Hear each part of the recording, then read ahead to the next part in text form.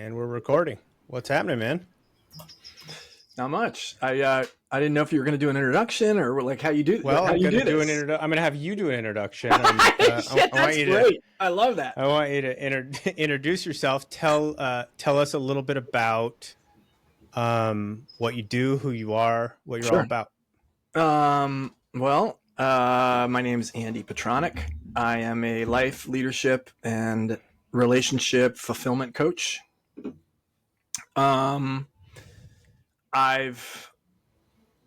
It's so hard to know where to start. I don't know. I've been doing that for 5 years. I have a master's degree in spiritual psychology. And before that, I was in the fitness world. I'm sure we're going to get into this during our conversation. I was in the fitness world for 20 years. And before that, I was a United States Marine. And my life has had a lot of twists and turns especially over the last 4 or 5 years. Yeah. And what else? I'm married. My wife's name is Julia. My son's name is Dashel. We have one kid. He is 17 years old, goes to Loyola High School. So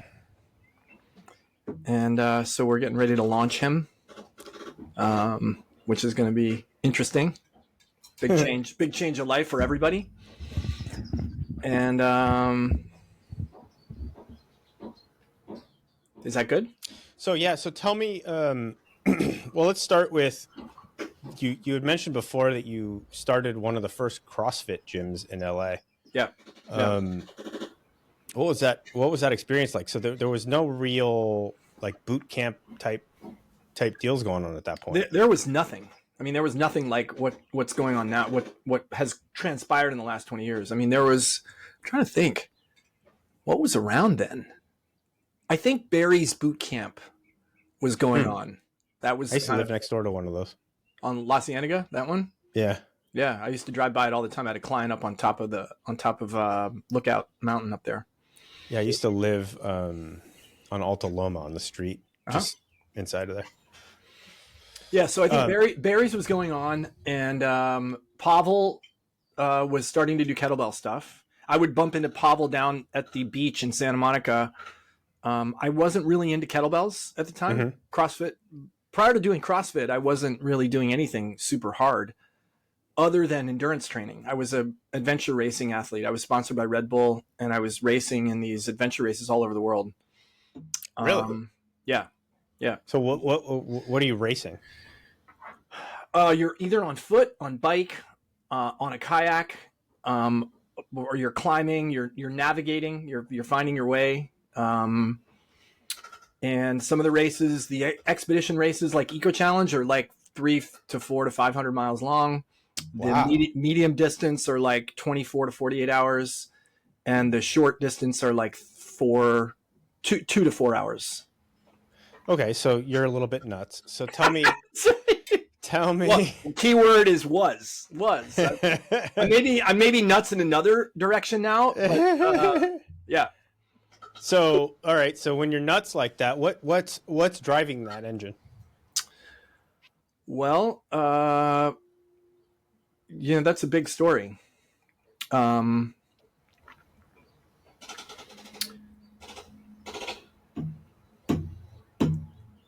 That's a big story. Where do I start? What was driving it at the time was really fun and adventure. And, I got into it. I got out of the Marine Corps. I spent 4 years in a sales job, and I heard somebody talking on I don't know if you remember Mark and Brian on KLOS. Mm-hmm. He was being interviewed by Mark and Brian talking about this expedition race called the Eco Challenge that he was doing, and the Eco Challenge was brand new. It was Mark Burnett's first foray into kind of the world of reality TV, and I thought to myself, I'm like, shit, I could do this. Like, I want to do this. I called the guy. I called the station. I got the guy's phone number. I talked to him, and I thought, well, shit, if he didn't seem that qualified. Like, he qualified enough. Obviously, he had a team, but I'm like, why don't I just do a team? And I called a buddy of mine who was still living in LA.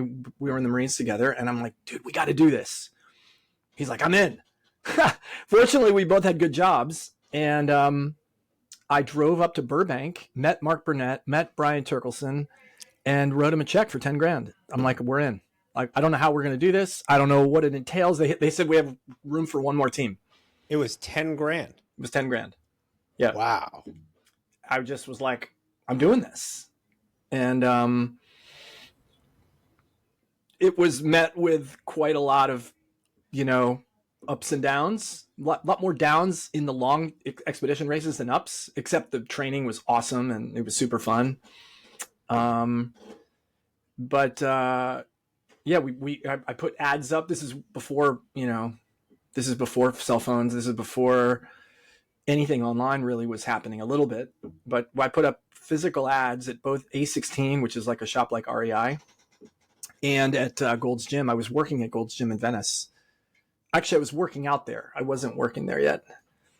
And I cobbled together a team. I happened across a guy who was a trainer who had done the Raid Gauloise with Mark Burnett, and he had a sponsor. His sponsor was Ex Officio. And so within like 2 months, I got my money back. Like, they just wrote me a check for 10 grand. They're like, okay, we got your entry fee. Oh, cool. So it worked out. Yeah. Yeah. I mean, it was going to work out, with 5 people on the team. We were going to just split it 5 ways, but that was even better, having a sponsor. Yeah. I mean, the training must've been insane for that. No? Yeah. We just took it 1 week at a time. We had to canoe, whitewater canoe. We had to horseback ride. We had to, obviously navigation was part of it, and trekking was a big piece. You're on your feet basically the whole time. Mountain biking was also a part. So we just, every weekend we had some training thing planned. We'd go out to Joshua Tree. We did a canoe. We did probably our longest and most successful / unsuccessful training event was we hiked the duration of the Santa Monica mountains from south to north. So we got on around Will Rogers, and we did it all the way through to Sycamore Canyon. Wow. And this is before that trail was not well marked. It was not well taken care of. I mean, we were bushwhacking. We were finding, like, it was not the way people know it today. It took us about, 22 hours or so to get to. We even slept on the trail, for a couple hours just to practice can we get some shut eye? And then we hopped in a two canoes, thinking we were going to canoe down the coast. It was the stupidest idea. Like, stupidest. We thought we were going to paddle down the coast to Venice Beach, and then come into Venice Beach where we had our mountain bikes stashed, and we were going to then ride our mountain bikes. But the canoes, I mean, thank God we didn't go further out. We got down to Point Doom. We got around Point Doom. It was freezing cold. It was windy. There were white caps on the waves, and we're in open canoes. These things don't float. If you turn a little bit off from the direction of the waves, yeah, you're in deep trouble. How the fuck do you save yourself? And we hadn't really thought about that. And so we shipwrecked. We quote unquote shipwrecked on the beach at Joffrey's restaurant. Yeah, I know where that is. And we were these waterlogged rats coming in, walking past, because at Joffrey's you walk up these stairs and you go literally right by the restaurant. We're carrying our canoes. We're carrying them up over our heads, and we had to go out and go to somebody's house across the road and borrow their phone and call somebody called their wife or their girlfriend and said, "Hey, please, can you come pick us up?" And then we got up the next morning, we mountain biked, but it was kind of a bust. It wasn't a bust. It was great. It was awesome. It was very realistic. It's an adventure. You said you wanted an adventure. You got an adventure. Yeah. We didn't succeed the way we thought we would, but it was super fun. Fair enough. What made you decide to go into the military? Really just happenstance. I was at a college fair with my mom, I was a junior in high school, and we were. My grandfather served in World War One. He was a Navy. He was an engineer, and he went to the Naval Academy through a very abbreviated program because they wanted to get officers in, and he was a submarine engineer. So he was designing and building. I don't quite know exactly what his job was. And then my dad was in World War II. He was an older dad. I was part of a second family that he had a first wife with 3 kids, and then me and my sister came along with a new mom or new wife of his. So he was an older father, and he served in World War II. Believe it or not, he's a musician, and he was the band leader at Walter Reed Hospital in Bethesda. But I didn't have this strong urge to serve, like it wasn't like I had this big strong thing. I just was like, my mom was like, hey, why don't you see what the Navy's got? And I'm like, okay. I grabbed an application. I had thought about wanting to go to the Naval Academy, and when I remember trying to fill out the application, or while I was filling out the application, realizing how daunting it was, the recommendations and the amount of time, and I was like, I think I should just apply for the ROTC scholarship. So that's what I did. And I really kind of shocked myself. I wasn't an athlete. I was a musician. I was a trumpet player. I grew up in a family of musicians for the first, until I got to college. And maybe they were looking for diversity, in terms of the type of person they were bringing in, because I did not fit the mold. But I got the scholarship, and then I got into University of Rochester, where I also was studying music, playing the trumpet at Eastman School of Music. Wow. And then I gave it up. I gave up the trumpet. I did a crazy Ivan and completely changed course. And did you have a good experience in the military? I loved it. Absolutely loved it. Did Yeah. I mean, it was 4 of some of the greatest years of my life. The camaraderie, the people, and the opportunity to lead, and adventure, travel. I went to the Philippines. I went to Panama. I was in Hawaii for a while. Obviously I was in the Persian Gulf. Not obviously, I was in the first Persian Gulf War. Which turned out to be not so much of a war. No, it was just an airstrike.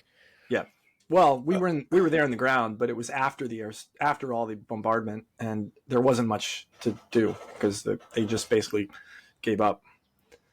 Right. But yeah, no, I loved it. But I also knew, when I got out, I knew I was very intentional about getting out. I'm like, I know there are more things in the world that I want to experience. And if I want to get out, why would I delay getting out if I'm not going to do 20 years?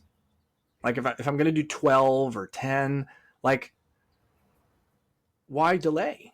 It just didn't make any sense to me, so it wasn't out of trying to get out or get away from anything. It was just, there's more to life than just the Marine Corps. What did being in the Marines teach you about leadership?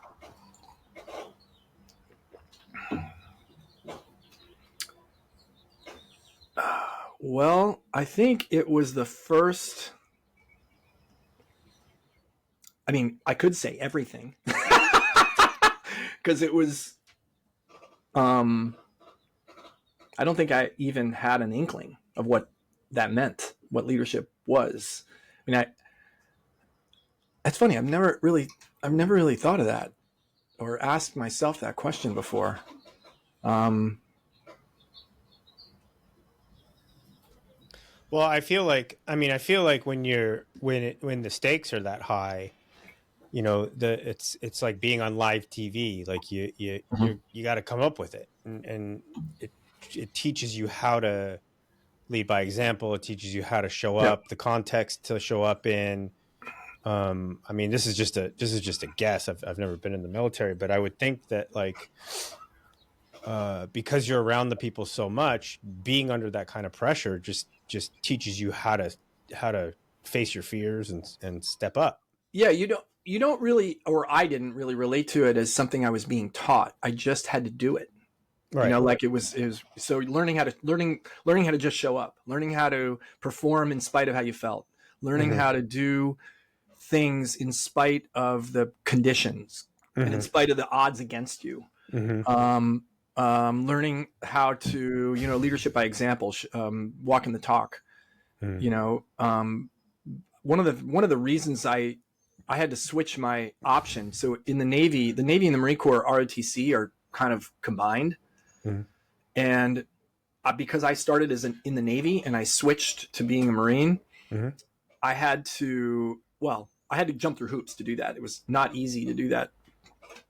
But one of the main reasons was I really related to how the training for officers and the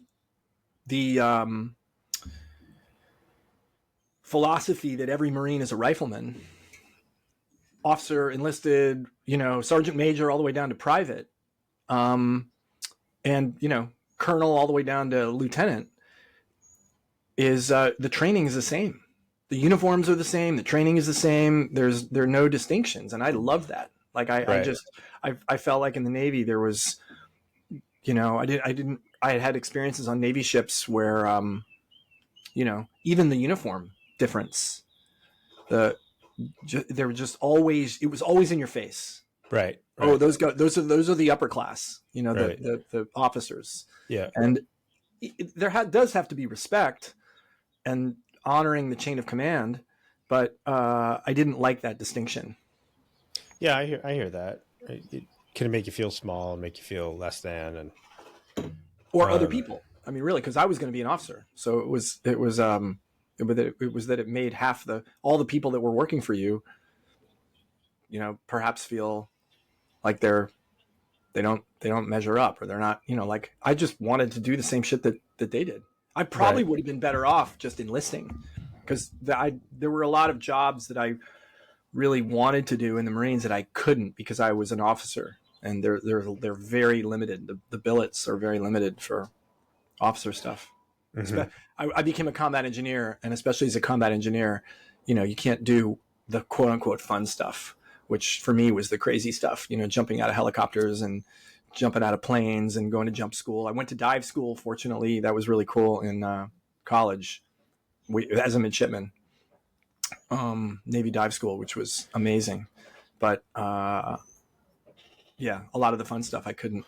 When you're in dive school, how far down do you go? Most of the training is very shallow. I'd say most is 20 feet or less. But you're diving in all different conditions, so you get very comfortable. Most of the training is in the pool. That's to get you comfortable. And that, I think the pool depth, the deeper part of the pool is about 15 feet. So it's a deeper pool than most pools, civilian pools. And then once you get, I think it was a 6-week school. I think once we got through like 3 weeks and we had the basics of how to scuba dive, we would be diving out in the harbor. And the harbor, the visibility, you can't really even see your hand in front of your face, even midday, because it's mucked up. It's all mucky. Yeah, it's not dirty. It's just muddy. Just kicked up. Yeah. Yeah. So you do hull inspections, and you'd practice putting things together and taking them apart underwater. And we did a crap load of training in the pool to be prepared for the unknown and the unknowable. So you're swimming around in the bottom of the pool. They call it problem solving. You're swimming around the bottom of the pool. You're holding on to your buddy, and the instructor. You had to do this. You had to pass this 4 times to qualify. The instructor would be like a shark, just floating around on top, and all the participants are swimming in a circle down at 15 feet. The instructor would be allowed 1 breath of air, and they have fins and a snorkel and a mask, and they'd come down and they do everything possible to completely fuck your world up. Pull your regulator out of the mouth, turn your air off, pull your mask off, pull your fins off, pop your quick releases on your BC, like spin you upside down, and you're not allowed to fight. You have to just take it, and then recover, and not bolt to the surface. That's like getting a tequila shot in Tijuana. Yeah, I mean, after like 5 tequilas. Yeah, that's amazing. It was terrifying. Like that was one of the hardest, most terrifying things. My buddy actually was a Navy lieutenant. He bolted to the surface a couple times in the middle of it, and fortunately I didn't get penalized. He had to go back and repeat. His qualification was in jeopardy. Like he had, you have to complete that. And it's totally unrealistic. And it's a 99% of scuba diving. You're not dealing with that, but man, are you prepared? Man, are you ready? Like you always want to prepare the hardest. When I grew up playing golf, and my dad used to make me go out in the rain and he'd fuck with me while I was hitting balls. Just so that I would concentrate, because I grew up with really bad ADD. So me concentrating, and especially on something like golf, that's, very sort of mellow. But if I was able to get through him poking at me, I would get noticeably better. So it does work, because it's worst case scenario. I mean, if you train worst case scenario, everything's easy. Right. I get that. So when you got out of the military, and then you finished with the boot camp, you moved into. Is that when you moved into coaching? No. Out of the CrossFit. I didn't get to CrossFit until 2004. So there was a period in there. I got out of the Marines in 1992. I rode my bike across the country. I got a job with a specialty chemical company as a sales rep. Had no idea what I wanted to do with my life. And that's when I learned about the Eco Challenge. But it was like 4 years later after having that job for 4 years. And then I started shifting my life toward adventure sports and training. And I got a job with the nutrition department at Gold's Gym. And I also got my massage therapy license, and I quit my job on a kind of a wing and a prayer. And I started doing massage therapy and nutrition coaching. And this was in like 1996. And then I was adventure racing. And that was, I was sponsored by Red Bull. That went. What does a sponsorship with Red Bull look like? Well, back then, you just get cracked out on completely different than what it is now. They really only cared about whether we liked the product. Like they weren't interested in talking to people who didn't like the product. So if you weren't drinking the product and didn't like the product, then you couldn't be a Red Bull athlete. And I was one of the first. My buddy Jim Garfield was the first Red Bull athlete sponsored in the United States, because he came on before I did. And then when he and I decided we were going to race together, put this team together, I don't know what number I was, but I was one of the early athletes sponsored by Red Bull. And sponsorship was really just paying your travel, paying your way to these events. It would get pretty expensive. We would do 10 races a year, maybe 12 races a year, and they were all over the country.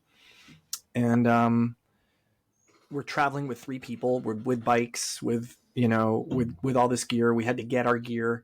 So Could you make a living doing that? No, absolutely not. It was just for fun. I was personal training. My buddy Jim was personal training. We had the girl on our team was working for Tier, the swim company, and it was just fun. We got a way to pay for our hobby, basically, from Red Bull. That's awesome. And we got free Red Bull. So I drank a lot of Red Bull. Now I don't look at that as a benefit, but then it was a huge benefit. I had a headache condition. It was really bad, that I've talked about a lot on the show, but it was really, really bad. And one of the things that we would use to abort headaches was Red Bull. I would drink diet Red Bulls and I would just slam them. And it was like a running joke when I was first on a men's team. I would show up all like disheveled from having like a crazy day. I was working at the car dealership at the time, and I would just come in and I'd be just hammering cigarettes and slamming Red Bulls to like fight these headaches off. Wow. And it was Wow. gnarly, like, because those things work. I mean, that's not that's a real thing, and you're pretty Yeah. cracked out after one, and I would be drinking like Oh, yeah. 3 of them at a time. I would do three. I would do three a day. Like I had it was funny. I used to say that there was a path from the door of the gym to the refrigerator to my office, like very worn in, because I would just do that path 3 or 4 times a day. I was having it, and I wasn't doing diet Red Bull. I was doing full sugar Red Bull, because if you're adventure racing and training the amount I was, why not? Like it didn't. You needed sugar. Yeah, needed the sugar, needed the energy, needed the you're calories. burning it off anyways. Yeah. Yeah. So then it was when I finished, when I got tired of racing, and it took its toll. In 2004, I was looking online to see what I was going to do with my training business, and I just stumbled on CrossFit. And I mean, it's pretty cool how you've reinvented yourself a million times. It's brave. It's not. Well, it's interesting. In looking back, yes, I can see that there is a continuous reinvention, but really, the theme was the same. I needed to be seen. I needed to be accepted. I needed to be cool. I needed to win. I needed to prove myself over and over and over. It didn't matter whether I played the trumpet or if I couldn't just be in the Air Force or the Coast Guard. I had to be in the fucking Marines, and I couldn't just be in the Marines. I wanted to, like I was talking about wanting to change my MOS from combat engineer to grunt and then go into force recon. I didn't just do marathons. I fucking did adventure racing, like there was no end. And then CrossFit, CrossFit fit that perfectly. Yeah, totally. And so it's really all the same thing internally. It's just a motor that made you push yourself, or is it coming from a wound, or? I mean, it's definitely coming from a wound. It's definitely, I mean, yes to both. Definitely was a motor that I had to push myself. But I don't know that I knew. I definitely didn't know what I know now when I was going through it. Mm-hmm. And,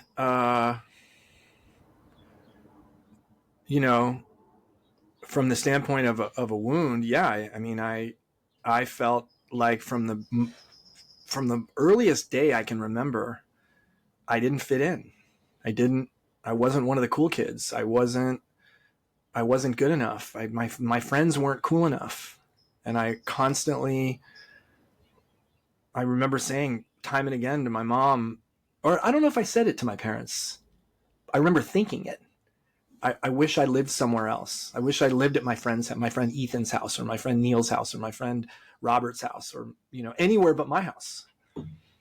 And so there was a lack of acceptance of who I was that I didn't even know that I had. Right. How could you? It was all you knew. It's all I knew. Yeah. Yeah, it's all I knew. You just thought that's how it goes. Right. And my life looked pretty good. It wasn't causing any, yes, it was causing me to do some pretty crazy things, but I was succeeding.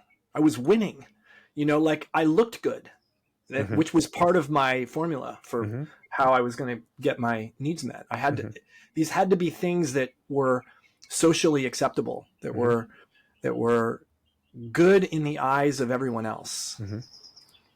Was it about needs met, or was it about being seen, whereas you kind of felt invisible?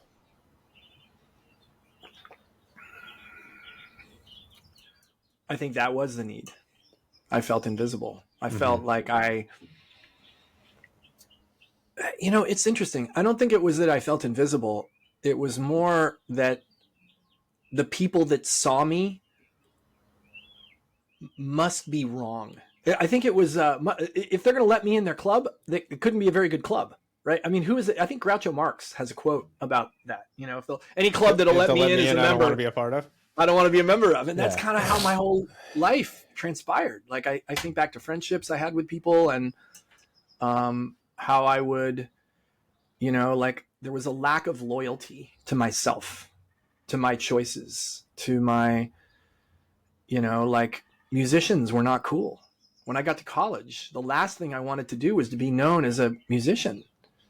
It's crazy. It's not that they're not cool. They're very cool, but because I was a musician, it wasn't cool no matter what I did. Yeah. You know? Yeah. And so, yeah, that was kind of the pattern. That was the recurring theme that was so, it took a long time to. And when do you feel like you healed it, or do you feel like you've healed it? I've definitely healed it. I've healed it a lot. I don't know that I'm done. You know, it all came to a head in 2019. So there was one more piece of the story. After I started the gym, I started this challenge before there was such a thing in the world really as challenges. I called it the Petranek Fitness Challenge. And it was a way to give my clients context to their training. Like you're not just training to get bigger biceps or, you know, fitter. You're going to compete against all my other clients for a prize. And the prize will be, everybody will put in $500 and, you know, we'll have a prize purse of $5,000. I think there were 10 or 11 people in it. And I'll take a little bit just to run it. And I came up with 10 events. There were 5 events in the gym. You know, like put your body weight on the lat pull down machine and see how many reps you can do. I adjusted it. That's fucking heavy. I adjusted it for men and women. Yeah, right. Exactly. I don't know if that was one or not. I can't remember what the hell they were. That's fucking heavy. Maybe it was half your body weight. That's not that heavy, but this was not like CrossFit type thing. I was training regular people. So it was not, no, it probably wasn't one time your body weight on the lat pull down. It's heavy. If I pulled down 160, I'm feeling it. That's right. heavy. And then we did 5 events at the track. So we did a T drill. We did a vertical jump. We did a 1.5 mile run, more agility and balance. Oh, we did a long jump, I think. It's like the combine. Yeah, exactly.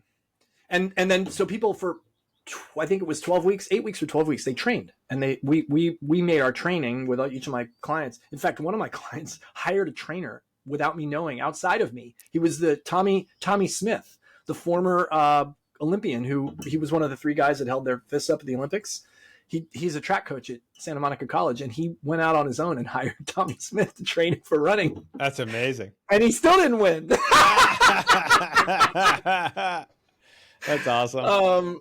Yeah, but that was my first entry point into this world of challenges. Uh-huh. And I brought that when I opened the gym, I brought that concept into the gym. It became very different, you know, much lower barrier to entry. Was it Reebok that owned those gyms? No, they were. Or they bought the rights to CrossFit at some point? They bought the rights. They bought the publicity rights to CrossFit, but they owned some of their own gyms, but they never owned the affiliates all over the world are just independently owned and operated. And so for like 8 years, I was running these challenges in the gym. They were big events. We do like, if people that know CrossFit, we do like the Helen challenge. And so Helen is a workout, and we'd pick a date and everybody would do Helen. Mm-hmm. And then 12 weeks later, you'd come back and you'd have the finals. And the finals, you'd invite your friends to come, and we'd have music, we'd serve food. And it was this big athletic event for people that don't do athletic things like this, you know? Right. Yeah. And the goal was to see how much you improved. And so it was hugely successful. And in 2010, we were trying to figure out how do we incorporate nutrition into what we were doing at the gym without like requiring people to do the zone or requiring people to do paleo, or, you know, like we wanted to make it fun. We wanted to have an impact. One of my standing inner mandates was to really help people change their lives and helping them change their habits when they're not at the gym. Right. That was the so that. That was the so that. Yeah, Exactly. Yeah. And my business, he wasn't my business partner. He was my general manager, Michael, came up with this format. He's like, well, what if we combined the Petranek Fitness Challenge and we added components to it that people had to check in for, and we brainstormed this idea. We came up with categories. What would they be? We came up with 7 categories, and we had put together, this was early on in like Google world. We put together a Google spreadsheet, and we were going to put everybody's name down the left side and have everybody check in. And we had 2 software engineers on as clients, and they're like, let us build you a little website for this. We're like, okay, sure. Why not? I'm sure. Yeah. And we did it, and it was transformative to the community because it suddenly put fun and competition and camaraderie in their hands and responsibility in their hands. They were it did everything that I've always wanted that kind of a thing to do. Right. Well, it kind of gamifies it, right? And people when things are gamified, people tend to buy in. They were doing it for points. They were doing it. Back in those days, there were cash prizes for the most improvement. It went so well. In fact, I think that first one we had people, if they lost enough sizes in their pants to go down a size or 2 and they couldn't wear their jeans anymore, we'd have everybody bring in a pair of jeans, and we had them all hanging from the rafters in the gym. We had like 40 or 50 pairs of jeans hanging in the rafters. That's amazing. It was amazing. It was amazing. And then we donated them to Goodwill. Yeah.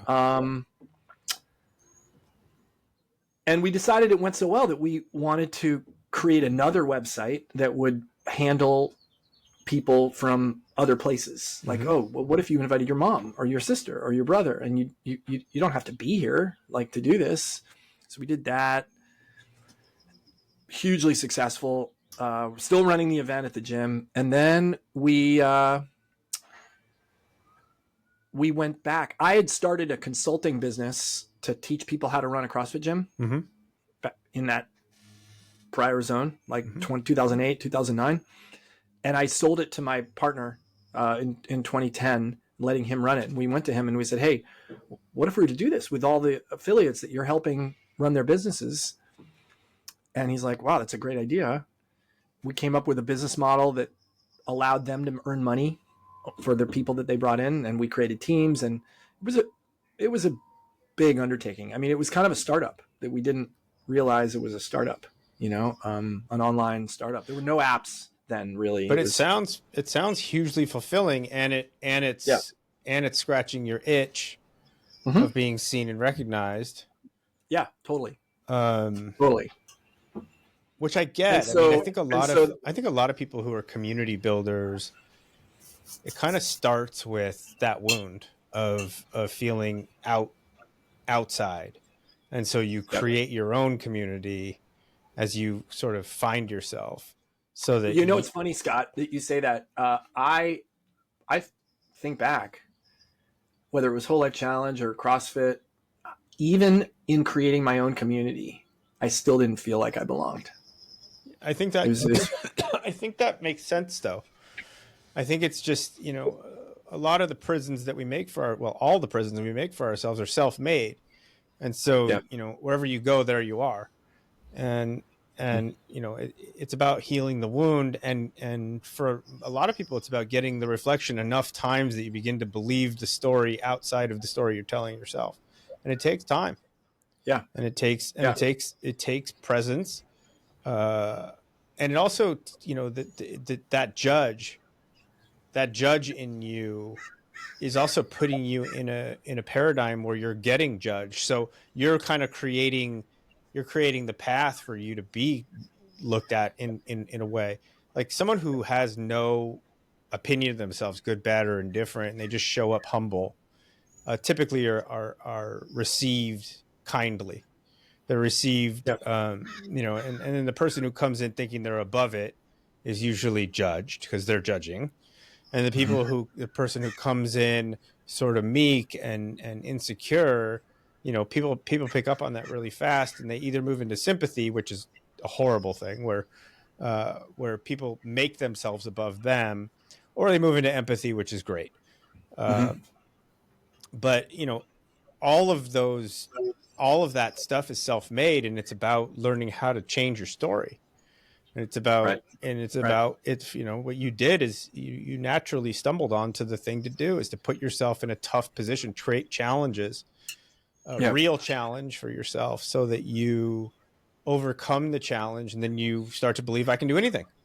And when you Right. believe you can do anything, that grow. Anytime you make a deal with yourself to do something, and then you keep the deal, that creates self-trust, which is Yeah. really Right. the basis for self-confidence.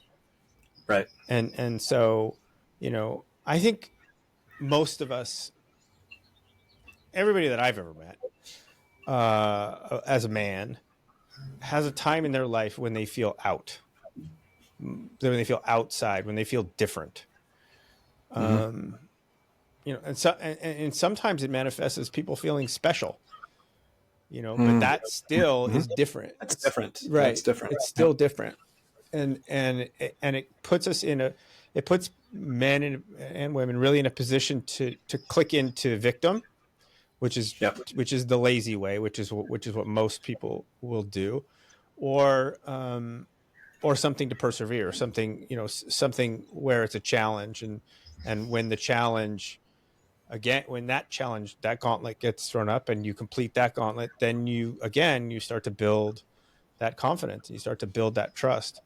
um I think Well, physical fitness is a really powerful way to do that. yeah. I think that's why I fell into that. It was so.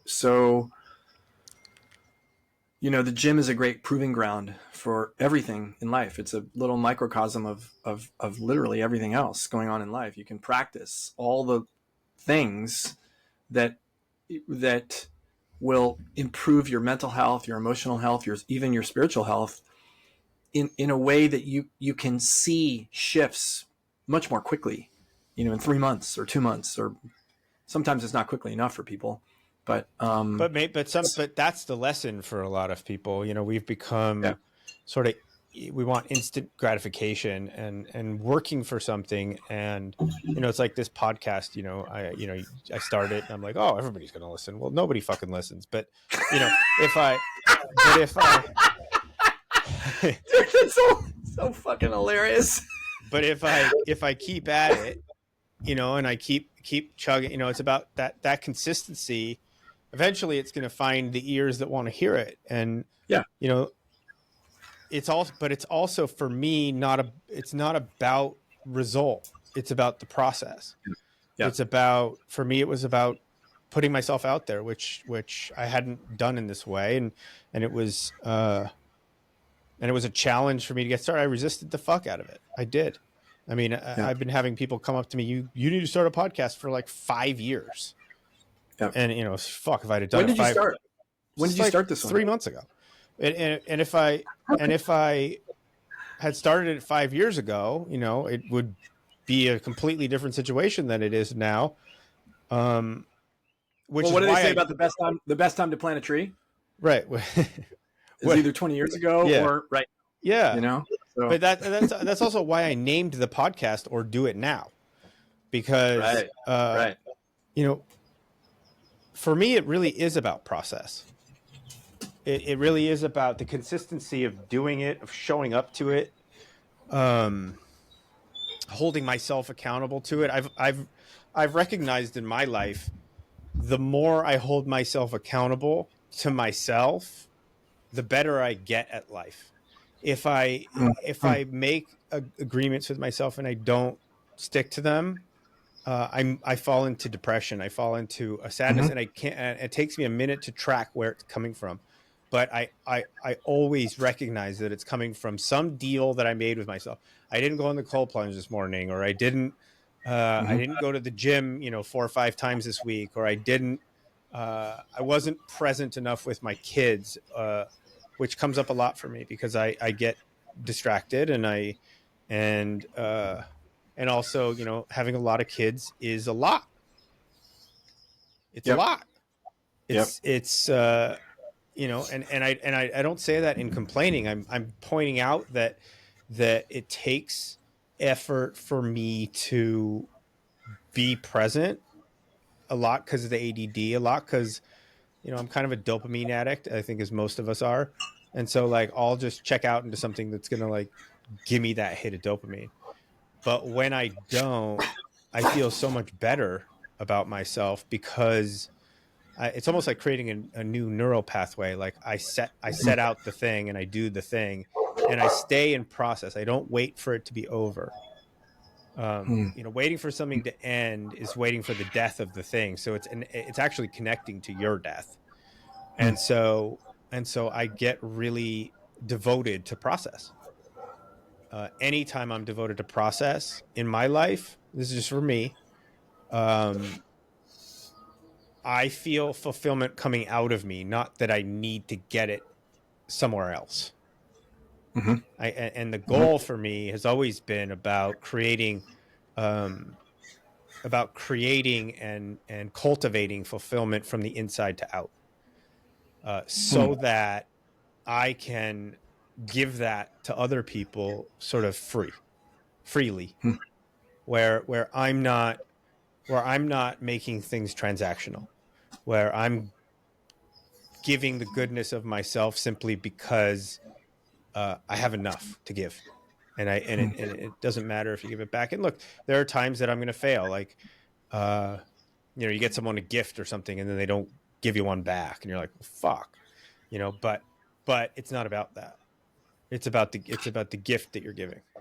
How do you handle the times that it doesn't work, or that you don't show up, or that you didn't do something that you expected yourself to do? Like, what do you do with that Well, feeling? I recognize that I did it, and then I immediately go into not beating myself up, and then I make a new deal How do because, you how do you go into not beating yourself up? How well, does that because work? I recognize that every day can be the start of the book, could be the first page of the book, Mm-hmm. and the old story is dead. The past is dead. It's dead. It doesn't exist anymore. And so Mm-hmm. dwelling on something that doesn't exist anymore isn't serving me. It isn't serving the people that I'm here to help. Um, and it's a terrible model. You know, it's like because it becomes a shame thing. And Yep. and if I'm operating from shame, people pick up on that, and they pick up on my inauthenticity because they can see that I'm um, like moving a conversation towards making myself look good to maybe cover up how I'm feeling about myself. You know, Mm-hmm. a lot of it is how, like, narcissistic behavior shows up. You know, you start making things about you or getting grandiose about you because really what you feel is shitty. And Yep. so, you know, sometimes I'll have to meditate on it. I do plant medicine work that helps me flush anything out if it's Mm-hmm. there. And it can get hairy, but, you know, sometimes it's meant to get hairy so that I can be clean. When you go into the plant medicine space, because that's part of my story as well. Um, does do you at times go in with an uneasiness or uncertainty, like with a like a certain level of, oh, this could be a rough one, or does it happen organically and it just takes you there? Well, yeah, no, I had a run for like 2 years where I was having um, ego deaths like every two ceremonies. And it Mm-hmm. wasn't like ego death where you dissolve. It was ego death where I'm actually going through dying. And Mm. it starts with losing everything, and then it was terrifying and scary, and you know it. But what it was killing off was the part of myself that was attached to status and money. and replacing that with impact and scope of impact. And so while status and money can be the result of impact, it was never about it being that anymore. Like when I worked at the car dealership, all that mattered was status and money. Right? That you're not going there because you're on purpose. Nobody's purpose is to sell cars. That's not like a life purpose, you know. They're there because it's easy money, so that they can take 2 or 3 vacations a year, and they can put their kids through school, and they can buy a nice house and drive nice cars. That's the reason. Which was fine in the time that I was doing it, because I was proving to my dad that I could make more money than him, because he was so fixated on scarcity and a lack of money, that became a motivation, was to prove to him that I could do more with less, because he was a lawyer and he'd gone to SC law school, and he'd gone to UCLA, and he was like the genius that never had to work at all, and I was like the ADD kid that couldn't get through 4th grade. And so me proving, because he had made such a stink about income and about money and about the making that your identity and the value of that, and you know, I didn't realize until really that first ego death that was horseshit. But because you only know, like, the main reference that we have is from our parents, so that's how I just thought it was. Yeah, right. I thought that was. How would you know anything else? I mean, it's a fish swimming in water. It doesn't know it's in water until it jumps out of the water. Yeah, or the temperature of the water. You know, like,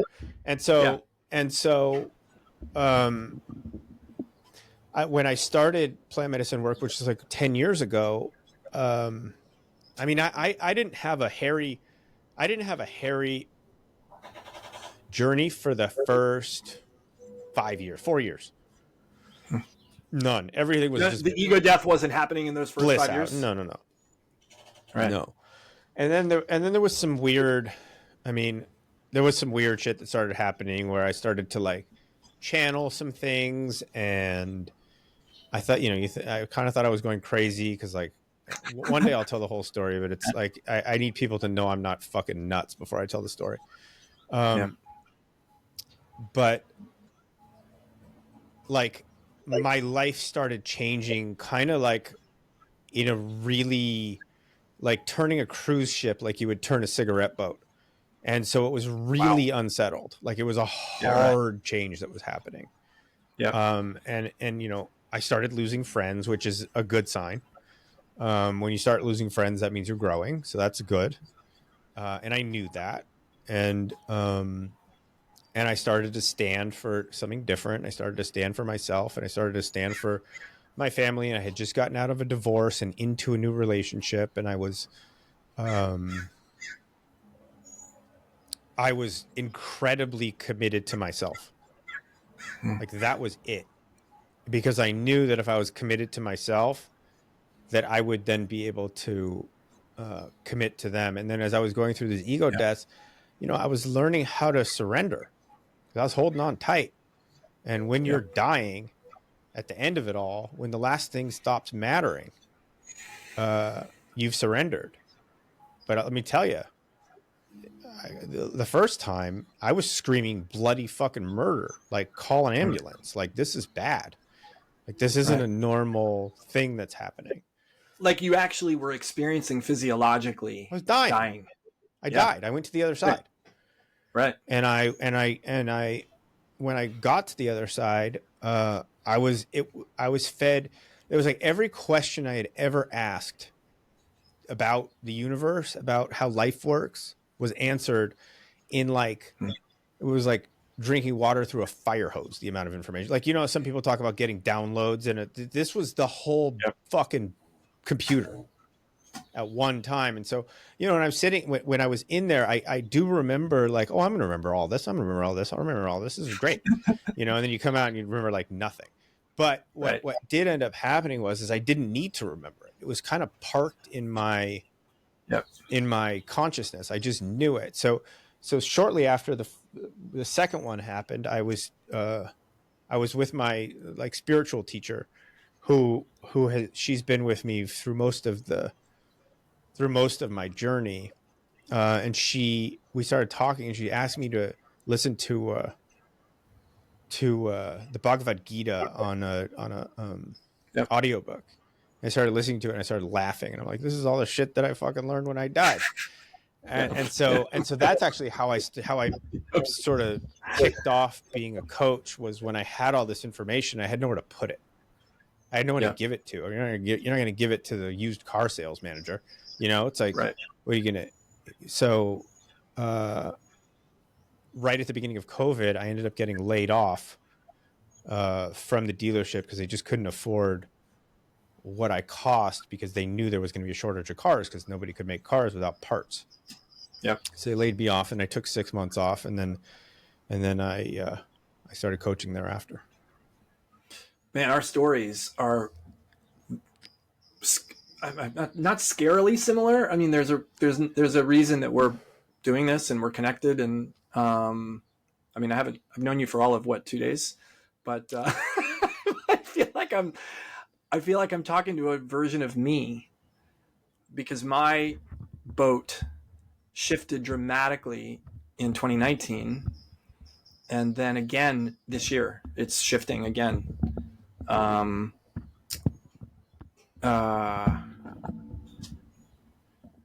Yeah, just to complete the cycle that I was telling you about before, that challenge ended up becoming something called the Whole Life Challenge. And we had, in the first one, first global one, we had like, I want to say like 15,000 people in, 12,000 people in. Like, it was a huge event. We were charging $55. Yeah, it was a big thing. And that began this road toward, like, okay, this is a thing. Like, I could actually change my whole life. I don't need to go to the gym anymore. I don't need to own the gym anymore. 2015 sold the gym. It kept growing about 20% a year through 2019. And we had a team of about 8 people at that point. We're on track to do about 3.2 million that year. And I'm thinking in my mind, I've put all my eggs in the basket of, this is going to allow my wife to stop working if she wants to. This is going to allow me to, not necessarily have to work, because we're going to sell it for 5 million or 10 million, whatever the number was. It was generational money. Yeah. And, I mean, that's fine until it's not. Yeah.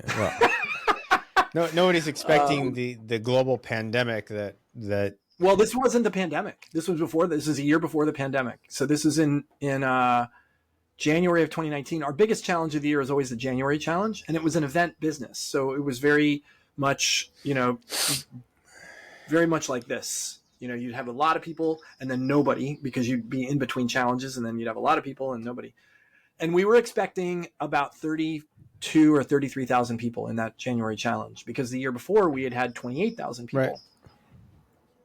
Well, we got 15,000 people. And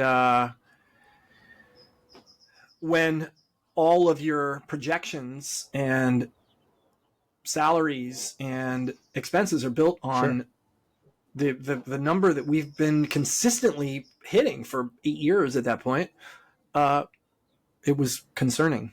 And I went through with my partner Michael. I had a lot of things that I wanted to change about the challenge that there was no real conversation about because it was working. Right. Like, why fuck with something that's working? Sure. And then it stopped working. And we think in hindsight, the world just kind of caught up to this idea of challenges. The ice bucket challenge became a thing.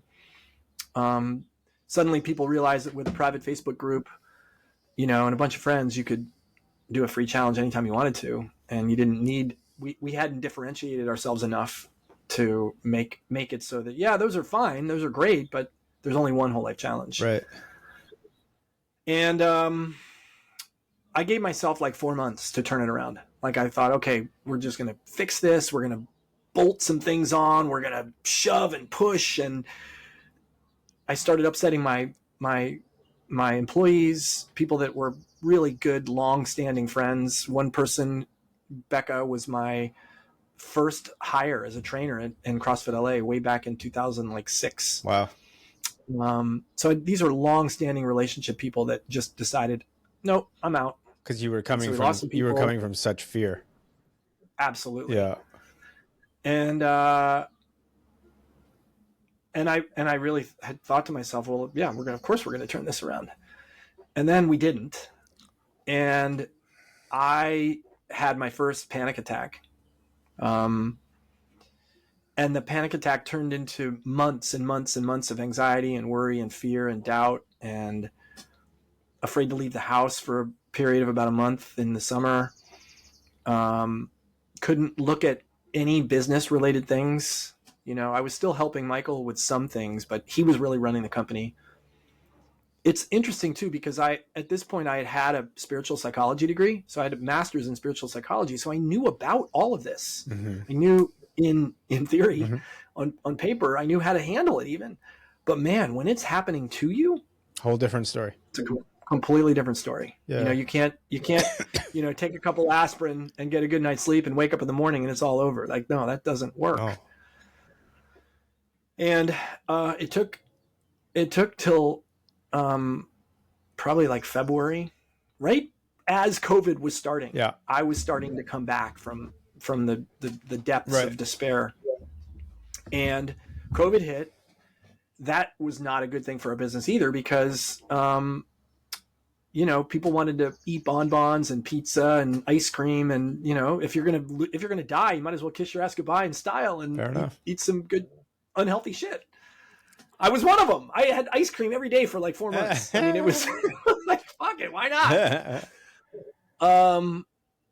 And then when the Black Lives Matter movement kicked into gear, like it just became, I don't know, there was something in the air. I was like, God, I can't find my way back to this business. It's not resonating with me. I can't go back in and be the big guy who needs to be seen by the rest of the world. I can't be the enroller.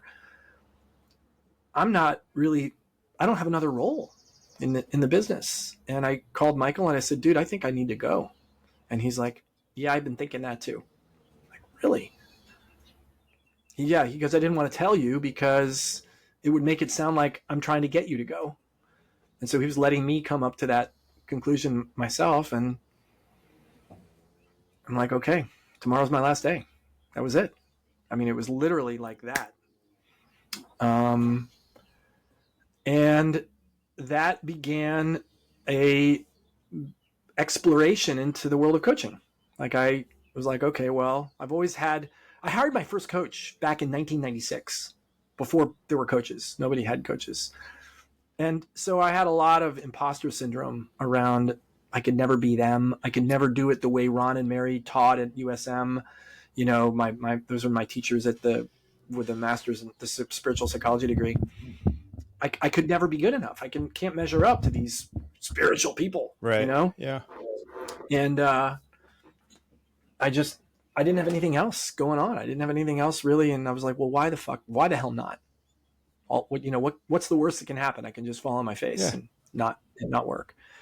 And so I started bringing some clients on and experimenting. I went to a coaching school called the Carolyn Fryer Jones School of Coaching. Yeah, CFJ School of Coaching, which was very helpful from a business standpoint. Yeah, but they don't teach you how to coach kind of shit.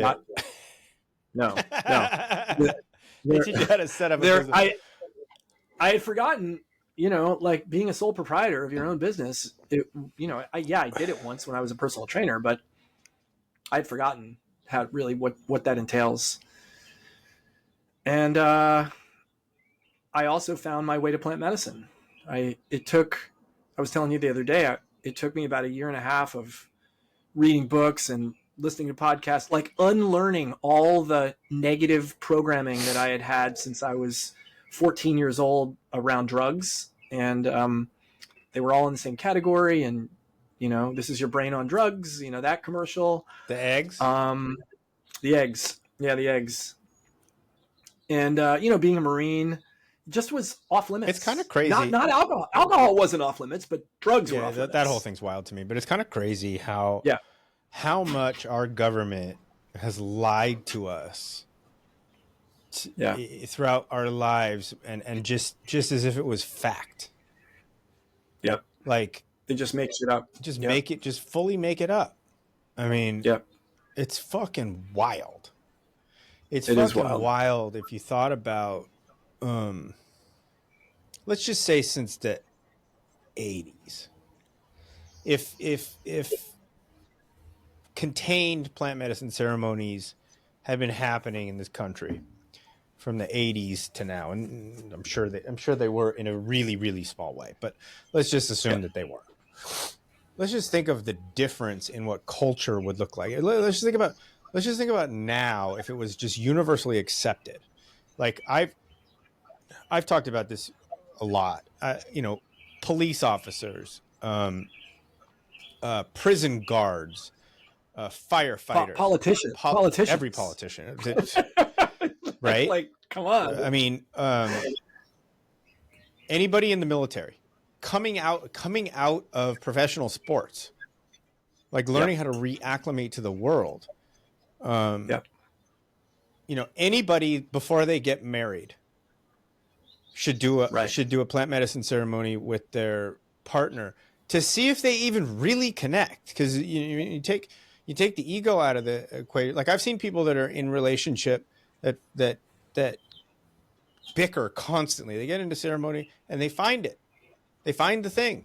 And then I've seen people that are in relationships where, they're putting on a show, and then they get into ceremony and they're like, at the opposite side of the house from each other because they can't stand each other's energy. Like this is, I talked to the facilitator after my first journey. I'm like, you ought to have people sign a disclaimer because I can't even imagine how many marriages you've broken up.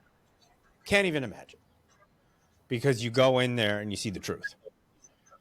But, the truth sets you free. Like if you're living a lie, and you might not even know you're living a lie because you're so used to living a lie and it becomes sort of a pseudo truth to you. You can't, that's not sustainable. Not actually sustainable. And you might sustain it in that you might stay together with your partner, but you're going to be miserable. Someone's going to subvert, cheat, porn, whatever, rub and tug, whatever the fuck it is. Living in resentment of your partner is no way to live. Living in resentment. Well, it's really a disloyalty to yourself. And living in resentment to yourself, is no way to live. But and I realized this, when I first got married the first time, and there was a moment that I realized, holy shit, you completely abandoned yourself. What happened? Yeah. What happened? Yeah. But it's always it's in hindsight. But again, that we were talking about before, like I recognized that I did it and then I did something about it. And I'm not going to live what's the point in me living in regret? It's like don't look back. You're not going that way. And so you move ahead, and you change the narrative to keep up. We're going this way, which is what a real coach does. It's keep up. We're going this way. And learning how to motivate and enroll people in their vision. Well, and it's enrolling people in them leading themselves, as opposed to teaching them like some system or program that you're going to take them through. Right. Like if you're a real authentic coach, you're not in charge. They're in charge. Like people don't come to me because they need me to teach them something. They need help opening their eyes. They need help remembering. They need help seeing through a different lens in a different way. They need help relieving themselves from the painful judgment that they've held themselves under, for the entirety of their lives. But and those are all great things, but they're the captain of the ship, and that's why I think coaching can be a difficult sell, for people because they're not used to that level of responsibility that I require. Or I accountability, really. Well, both accountability forward, responsibility backwards, or I don't know. Well, because a lot of people aren't accountable to themselves, and this is what I was talking about: making deals with yourself and keeping the deal, and challenging yourself with things that are actually hard. Physical challenges are, for people to get out of their head. A lot of times it requires something physical because what they've forgotten is to be in their body, and reminding people like, hey, you're an animal. If you had a horse and you didn't run the horse every day, the horse would go fucking nuts. It's the same thing with people. It's the same thing. It's what Cesar Millan says about dogs. Same thing with dogs. Like if don't get a cattle dog if you're not going to be, if you don't have a huge yard to let them run around like a crazy dog. Yeah, they're wired. They have to run.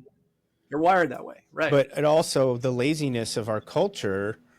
If you look at the medical effects of it, and this is the same thing with the horse, right? Everybody's got a bad back, and their stomachs are all fucked up, and they got headaches from staring at a screen all day, and it's like, oh, the doctor, like, this hurt. Really? What do you do all day? Well, I sit at the computer and I don't move, and I take a 15-minute break every 3 hours, and it's just, and do you exercise? Well, no, I don't have time. If anybody ever tells you they don't have time, they're a fucking liar. You have time. Totally. You just don't have, you just haven't prioritized it. You haven't made it important. 100%. Until you get preaching to the choir. Yeah. Until you get to the point where you're in trouble, and now you got to make time to go to physical therapy, and you got to go make time to get on dialysis, and you got to make time because now you have diabetes, and now you got time. Right. Now you got all the time in the world. Right. But when it came to the time to get your shit together so that these things didn't happen. Well, because it's a choice when it's not urgent, when it's not the diabetes or it's not a life. But at that point, it becomes not a choice because the idea of dying is so unappealing that I'm not going to choose to die if I have kidney disease. So I'm going to show up for dialysis. But I couldn't make the choice myself. This is where accountability and responsibility comes in. Well, it's remembering that ultimately it's all a choice. Ultimately, it's all a choice. Yeah. The world that we live in is of our creation. Well, it's only a choice, I would say, when you're conscious of. But it's still an unconscious choice. You're still making a decision. You just aren't. You just aren't driving the boat. But the decision's being made by you. Right. 100%. 100%. Like all the things that I did over my life, I was making choices. I had no idea that I was actually consciously making those choices. I wasn't consciously. I was being driven by a story inside of me that was causing me to make the decisions I did. Now that I'm more awake, I can see them.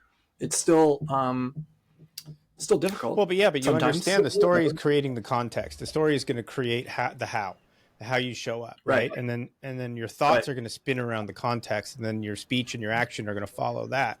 So it's actually getting in touch with and being really honest with yourself about what's my story, what am I telling myself about myself, and also the language that I'm using when I'm talking to myself. Am I making it so I have to? Because if you make anything a have to, eventually you're going to resent it because you're going to feel obligated to it, right? I have to go to work. Yep. And then you get to work and you're like, fuck, I'm at work. But if you're like, oh shit, I get to go, do this today, and you get to work and you're all jacked, you're responsible for the quality of that day. You made it's an unconscious decision, but you made a decision to make that day suck. You did that. Yeah. That didn't happen to Scott, you. Tell me, do you have a pretty dialed in morning routine? Yeah. Like or a daily routine that keeps you on track? I get up, I go in the sauna, I go in the cold plunge, I go back in the sauna, I go back in the cold plunge. I do 50 or 100 push-ups. And then I usually get up and take my daughter to school, and then I'll have a few sessions. I'll record or not. I'll go to the gym. It's kind of how it goes. The more people that I know that have their life, I'm not saying that you have it worked out or that I have it worked out, but that have this awareness of how to move forward in an empowered way, have a routine of self-care that is essential to their life. Like mine is so dialed in. I mean, every day I'm up, it's at least 2 hours, and I'm journaling and I meditate and I cold plunge and I meditate too. Go for a walk with the dogs, and I mean, because you're telling yourself, there was a period I didn't miss meditating for like 750 days. Like, it's because you're telling yourself that you have agency. You're convincing yourself of your. It's not about control. It's about of you're the boss here. It's life's not happening to you. It's reframing happened to me to happen for me. It's reframing, being consciously aware of your surroundings. It's reframing. Whenever you meditate, you're off ramping life, and when you off ramp life, you get to on ramp with a new perspective. Well, you get to create space, right? You create room. Like if you're thinking 60 to 80,000 thoughts a day, which all of us do, you don't have any fucking space. I mean, I keep this snow globe on my desk because this is just your mind. Yeah. And this is everybody's mind. They're running through their life, and they don't understand why they can't learn new concepts, but they don't do what I'm doing right now, which is letting it settle.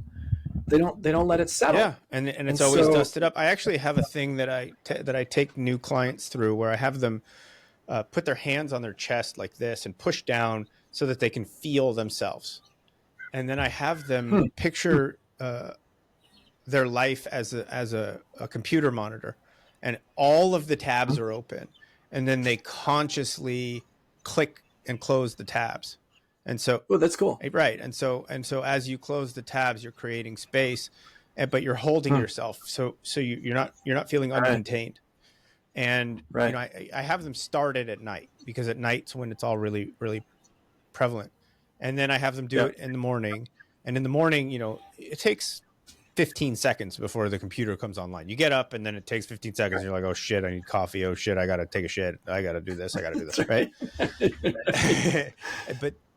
But right when that starts, open up those tabs and close them, and then allow them to open up on your terms, because that's creating agency. That's creating the, okay, now we can go. It's not wake up and, oh shit, it's happening, which is causing anxiety, right? Because you're thinking about a bill, or you're thinking about, oh fuck, it's the end of the month and I haven't made enough money, and you're thinking about, oh shit, I got to walk the dog, I don't have time, I got a thing going. None of that. That's out. Out of the equation. It's the work can wait. The work can wait 10 minutes. There's nothing that's that urgent. You're not a brain surgeon. But what is important is that you meet the day on your terms, because the only time you've ever lived is right now. You're not living 20 days from now. You're not living yesterday. You're living now. And so tapping into the portal of now, getting into your body. You can get into your body just by sitting there and putting your attention onto your legs and onto your arms, and just becoming the observer of life, and watching your thoughts and becoming a witness to your life. Being consciously a witness to your life, it just changes everything. Yeah. And that's, a lot of the work I do with people is showing them how to do it, but then holding them accountable, because it's so easy to forget.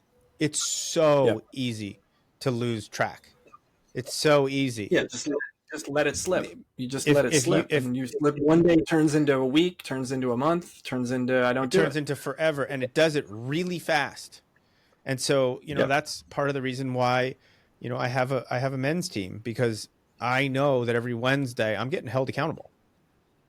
Like someone's going to ask the question, and it's a free thing. I'm not paying, and they're not paying me, so I'm not going to lie. Right? There's no point in lying. That'd be stupid. Right. So I go in there and they kick the tires, and I kick the tires for them, and having that level of accountability is again a deal I've made with myself that I kept. And and Thursday is always a great day. So That's cool. I have a men's group. I wouldn't call it a team. and we only meet once a month, so it doesn't do anything like what you're talking about. It's more, we dive into topics and personal things that we each have space to talk about, things going on in our lives, and it's a great connection point. What it sounds like you do sounds very useful. It could be a really cool thing. Yeah, it's strange that, our culture doesn't really lend itself to people getting all that real all that often, especially men with men. I think women do it easier. Yeah. But I also Yeah. have noticed Yeah, that women can't hold a fucking women's circle to save their lives because of the accountability piece.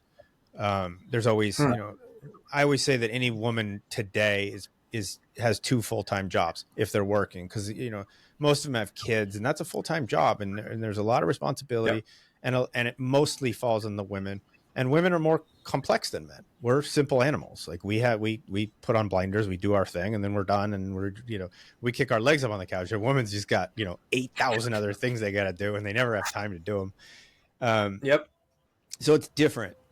We're my wife totally fits that bill. She's really good with lunches and social events that she goes with all her girlfriends doing, but ask them to have a real conversation about something that's meaningful and important in their life. It just doesn't. And I've just accepted it for what it is. We have meaningful conversations sometimes, but if I want a meaningful conversation, I'm either doing it with a client or I'm doing it with another man. Like that's just the way it is. Or I'm doing it in journey space. Not everybody can fill every role, and that's okay. Right. And you wouldn't want somebody to fill every role, because then you wouldn't desire to be with other people. So, it's, a lot of the key is accepting yourself and your partner for exactly who you are, and doing whatever it takes to find that acceptance, and also forgiveness for your shortcomings or whatever you're judging yourself for. It's such a long-term project. It's not like, I don't know if people listening have some idea that me or you have it all figured out. Like I am getting hung up and taught all the time where I've fallen short all the time. And I've got, from the time I hired my first coach, I've been doing this for 25 fucking years. Like you'd think like I'm a goddamn slow learner. Like can't I figure this out? And I write every day in my journaling, and usually something comes out around where I'm using a situation that occurred with my wife to remind myself that she is my teacher. She's here to support my growth as a human being. And it's so easy to forget that. Most people wouldn't even stumble upon that. I didn't stumble upon that for a long time. I would not accept that for years. Sure. But now I just see like, oh yeah, fuck. She's my teacher. She's on my side. I don't have to fight her. I don't have to berate her. I don't have to criticize her. I don't have to tell her she's not enough. I don't have to, have subversive remarks and snicker when she doesn't quite get something the way I do. I don't have to do those things. Like they're anchored in my own insecurity. They're anchored in my own lack of self-acceptance and self-confidence. Yeah. But I have to, I think it's a lot like working out. Like I have to do it every goddamn day. But see, that's the thing is that you frame it as I have to do it. If you framed it that it serves the life that you're building, you're moving out of a context of prevention and into a context of creating, because you're creating the life. Life's not happening to you. Right. And then you're telling your nervous system that it's a choice, and that you're making the choice. It's not I have to, it's a choice. And when you do that, you're building a confidence that you are making these decisions. These decisions aren't being made for you. And that's right. And that it goes a long way. It goes a long way to building real trust in yourself. Yeah. Yeah, no, I'm a stickler for language. I appreciate you pointing it out. I'm doing that with my clients all the time, because I never want to be at the effect of life. I want to be at cause for my Right. life. Well, because you're creating it. And when people go into right, victim of right. their life, You're creating it whether you know you're creating it or right. not.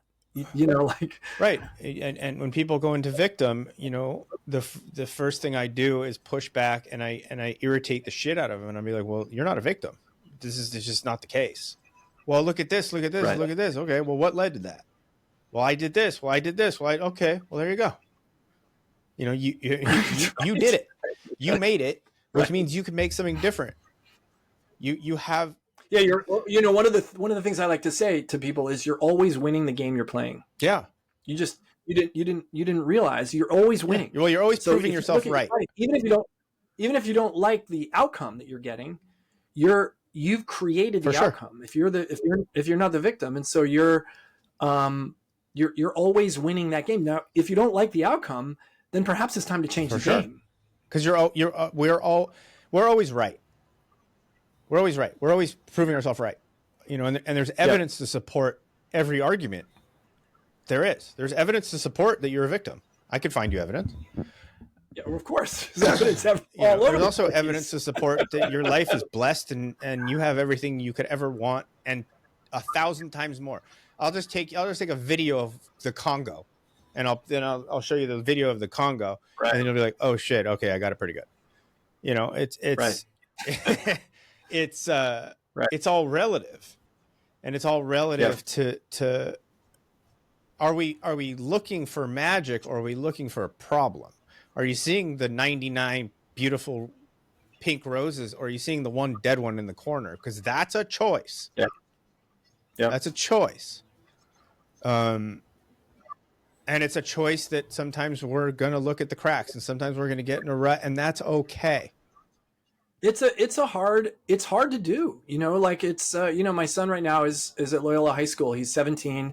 His whole his whole child career, his whole life, basically in school, he's gotten, it hasn't been all A's, but mostly A's.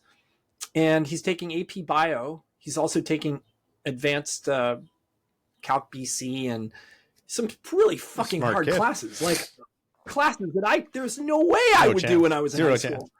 So he's taking AP Bio and he's not figuring it out. He got a C+ on his report card first semester. And if you know anything about kids going into college at junior year is the most important he's freaking out for your. Yeah. So my wife's freaking out. Like, I'm not freaking out, but my whole philosophy around college is completely different, kind of whack-a-mole from what my wife believes and what I used to believe similar to mine. 30 years ago. Like, it's not for everybody. Unless you're going for unless you're going to be a neurosurgeon or a it's lawyer. A fucking waste. It's a waste. Yeah. It's a waste. So anyway, so he's got this C+, and now he just got a test back. A lot of the kids failed this test, so the teacher said, "Okay, I'll let you retake it in 2 weeks." And he studied his ass off. He went to all these office hours, and he retook it, and he got the same goddamn score, which is an F. It's not his lane. And that's what I said. I said, Dash, you're gonna his name's Dashel. You're gonna learn in life that you're gonna bump up against your capacity to do things, and it's not a bad thing. It's like the kids that didn't quite make it on the soccer team. He plays on the varsity soccer team. It didn't matter how much they practiced. It didn't matter how many more hours they spent. I mean, maybe there's some exceptions to that, but for most of them, it didn't matter. It's not their lane. I mean, just like what the goal for pretty much everybody is to figure out what your talents are and to really know what they are, and then to hone them in, and then align those talents with your purpose, and to get real about what your purpose is. Get really real. Like what do you want to create in the world, and how do you want to feel creating it? What do you want to see more of? I made this podcast because I wanted a podcast I'd want to listen to. That's it. I mean, this is another reason why I think I feel like I'm talking to myself. I've been talking about doing a podcast since I started coaching. Like I used to host a podcast for the Whole Life Challenge. I did probably 150 episodes. I had some pretty awesome guests. I got guests because there were people. I had like 5,000 downloads on my biggest episodes. I had some traction. Great. And then when the Whole Life Challenge failed, like that was done. And I've been talking about doing a podcast since I started this, and very much the same conversation, the inner dialogue that I've had around it. Like, I don't have time for that. I don't know who I talk to. I don't know if it would be worth it. It's a pain in the ass. Like, I'll tell you what, when you sent me the link to Riverside, I was like, wow, I could do this. Holy shit, this is like soup to nuts, a pretty fucking cool system. It does a lot for you. I mean, I got lucky. Yeah. You know, I'm really bad at computers, and I'm not willing to dive into figuring out how to fucking work it. But I have really good people that are helping me. And it's something that I work on, is getting support, is allowing to be supported. Yeah. As you know, as a teacher, as a guide, as a coach, as a mentor, we can find ourselves in spots where we can become unsupportable because we think we know the answers. And the fact is that we don't know the answers. We might know the questions, but nobody has the answers, because you're dealing with, there's 8 billion people on the planet, which means there's 8 different entire realities.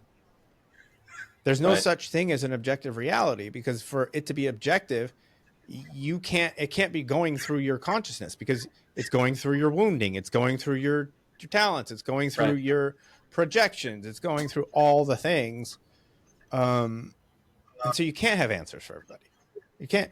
I mean, if you could, there would be one guy that everybody would go to. And even the great sages, just to add on to that, even the great sages in the world, like the Ramana Maharshis or the Papajis or Gangajis or they'll all tell you the only way to find the answer is to go inside. Like there's no, they don't give you the answer. There is no answer they could give you, because the answer isn't outside of you. The answer is already baked into your operating system. You just don't see it. You just don't know it. Well, that's the beauty of psychedelics, is that it's never, the downloads aren't you learning something. The downloads are you remembering something. It's always like, 100%. Oh shit, I forgot that. It's always that. Yeah. I mean, your description of your beautiful journeys, like I have not had ego death, but I had those beautiful, complete universe downloads over and over and over my first like 20 journeys. Like I had a complete rebirth of myself, like literally came out of a womb in the ceiling. It was some pretty wacky shit. I don't need to go into the details, but God and the mother were my parents. I mean, just like crazy shit. And it's just in the last few months that I had my first bump up against some shadow, and it was scary as fuck. I'm still not. It just reactivated a lot of fear that's still in me. From fear of failing, fear of looking bad, fear of someone leaving me, fear of not having my shit together, and I'm going to journey again this Friday night. I'm a little, I don't know if I'm anxious about it, but I always get a little bit of trepidation before a journey, but I've got a little bit more for this one, just because the last one was rough. Well, look, there's the resistance is equal to the growth typically.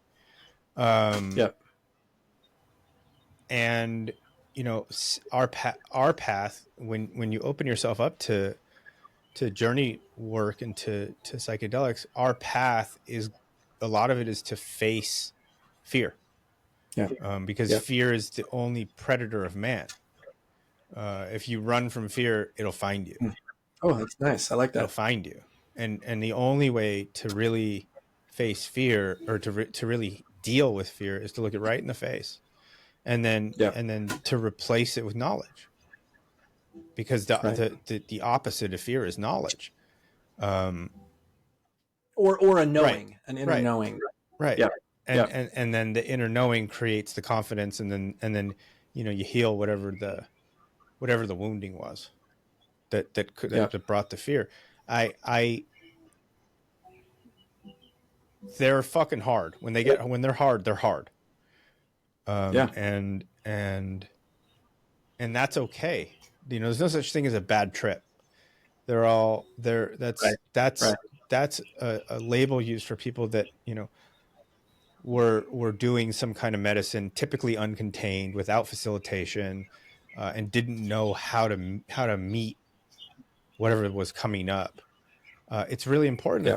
that there's facilitators there, that there's guardians there, that there's Yeah. of course The container makes everything, all the difference. Yeah. and honestly, the music makes everything, and it's all very, it's all very much a part of the process. But the darkness always leads to the light. It's like the thorns on a rose. Once you get past thorns, there's a beautiful rose. And so sometimes you're going to get cut, and that's okay, because if you stay the course, the rose will be there. Right. Right. So it's funny. I read a book. God, this must have been just after I started Journey Work. It was by a guy who was the president of the Noetic Sciences Foundation for many years. He was a theology professor at a university, and he undertook an experiment in the 80s to do high doses of LSD. Beish. Is that his? I wouldn't remember his name. I think his last name is. It's in my Kindle. His last name is Beish. It was fantastic. It's wild. He was in his basement with his wife, and his wife was giving him tapes to change the songs. Beish. Yep. It was like 80. He did it like 80 and times. He ended up leaving his wife. He didn't. I don't know. I think he did. He didn't say it in the book. I don't think. He was friends with Stan Groff, or he became friends with Stan Groff, I think. Well, and he kept it all secret because he couldn't afford to lose his tenure at the university. He would do it on a Sunday and go to work on a Monday. Yes, it was insane what he was doing. And now that I've had this experience with fear, like this, and it was very mild. It was compared to what he talks about in his LSD trips, like death after death after death. He said he didn't see any light till after 35 or 36 of these experiences, and like, holy shit, how was he able to keep his life going? Diamonds in the Sky. I think you're right. You're right. Yeah, I haven't really thought about it in 4 years since I read it, a long time ago. I have a friend who I'm actually recording with on Friday. She named her dog after him. Wow. She named the dog Bash because Beish is too weird. Bash. But she named it after him. Though. Yeah. Huh. Wow. Yeah. Yeah, it's pretty amazing stuff. There's a lot of crazy shit people have done on psychedelics, and it's, and I think in my younger years, I would have been fine. I would have done it. But I think as I've gotten older and I have more responsibility, like putting myself through the washing machine when it gets like really hairy. Like I used to eat like, I don't even want to tell you the size of the doses of mushrooms. Like laughable. Laughable. I find the more I do, the less I need. Like, the last journey I went on, I took 2 grams and I was gone. Yeah, no doubt, no doubt. But I was busting through some shit because of the headaches, and I was just like, take me all the way. Right. So there were times that I ate like a half an ounce, like I didn't give a fuck. Wow. And yeah, right. But it still never got hairy until it did, and when it did. Medicine knows, right?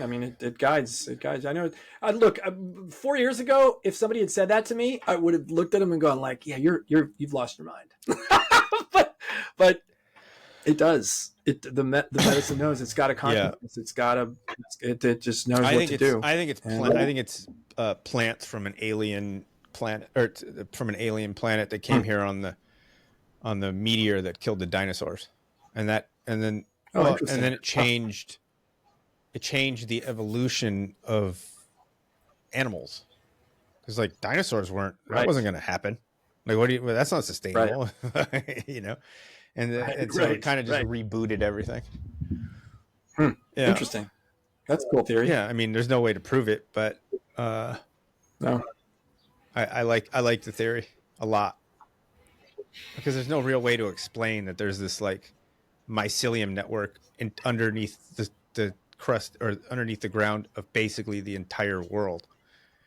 I mean, when you watch Fantastic Fungi, you realize that it's literally everywhere. It's not. There's no getting away from it. And it's, what is it, like 2 billion years old? I mean, it's older than the asteroid. It's older than that shit. I don't know if magic mushrooms. Yeah, I don't know. But I'm sticking with my theory. It's a good one. Yeah, I mean, it's like the stoned ape. The stoned ape theory sounds logical to me. It fits. Actually, the stoned ape theory fits in with your theory. No, I think it makes sense. It makes total sense to me. I do too. Yeah. All right, I got to run. Thank you. Let's do this again. This is great. This is great. And you should start your podcast. Yeah. I think you're right. I think I should. And I want to catch up with you another time. So after we do this, my brother. I'll talk to you soon. Cool. Does this hang up now, or is it bye-bye? Boot me out? Kick you out.